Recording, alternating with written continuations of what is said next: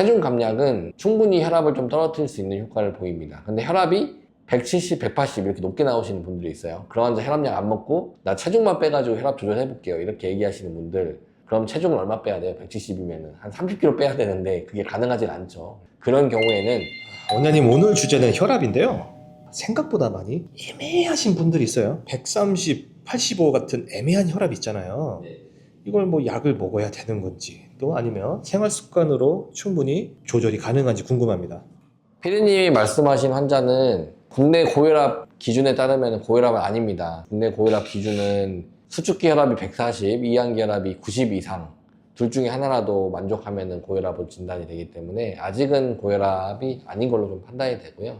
그런 환자들이 이제 혈압을 좀 떨어뜨릴 수 있는 방법이 있냐라고 묻는 경우가 이제 진료실에서 있고, 고혈압 환자들이 약을 안 먹고 어떻게 혈압을 좀 떨어뜨릴 수 있는 방법이 있나요? 라고 물어보는 경우가 많습니다. 답을 해드리면은 피디님이 저한테 물어보신 거에 대한 대답이 좀 될 것 같아요. 진료실에서 많이 받는 질문이라서 좀 정리를 제가 해놓은 게 있는데, 첫 번째로는 환자분들이 체중을 빼면 혈압이 떨어집니까? 를 많이 물어봅니다. 체중을 1kg을 빼면 연구에 따라 좀 다른데, 수축기 혈압이 0.5에서 2 사이, 어떤 연구는 뭐 1 떨어진다는 연구도 있고 1.5 떨어진다는 연구도 있고, 그냥 평균값을 한 1 정도 잡으면 체중을 내가 10kg을 빼면 수축기 혈압과 이항기 혈압이 10 정도 떨어진다고 생각하시면 됩니다. 아까 같은 130에 85인 환자 체중 10kg 정도 빼면은 정상 혈압 범위 안에 들어갈 수 있겠죠. 지금은 고혈압 전 단계니까요. 그래서 이런 체중 감량은 충분히 혈압을 좀 떨어뜨릴 수 있는 효과를 보입니다. 근데 혈압이 170, 180 이렇게 높게 나오시는 분들이 있어요. 그런 환자 혈압약 안 먹고 나 체중만 빼가지고 혈압 조절해 볼게요 이렇게 얘기하시는 분들, 그럼 체중을 얼마 빼야 돼요? 170이면 한 30kg 빼야 되는데 그게 가능하진 않죠. 그런 경우에는 체중 감량으로 떨어뜨릴 수 있는 혈압의 범위보다 혈압이 너무 많이 높다라고 설명을 드리고, 약이랑 같이 병행하도록 설명을 드립니다.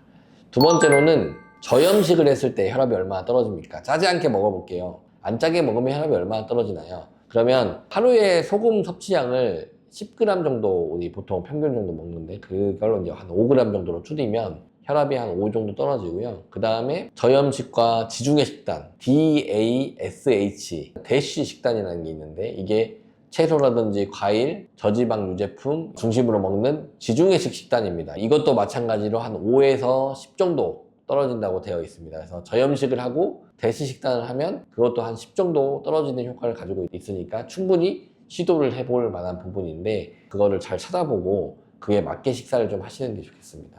세 번째로는 운동을 하면 어떻습니까? 라고 물어보시는데, 유산소 운동을 주 3회 한 번 할 때 한 60분 정도 하시면은 수축기 혈압이 한 5 정도, 5에서 7 사이 정도 떨어진다고 되어 있습니다. 근데 좀 무리한 운동들, 수영이나 자전거 타는 거, 수영이 한 10에서 15 정도 떨어진다고 되어 있고, 자전거는 한 8, 9 정도 떨어진다고 되어 있으니까 걷기보다는 그게 좀 더 효과적이라고 생각이 좀 되시면 되고요.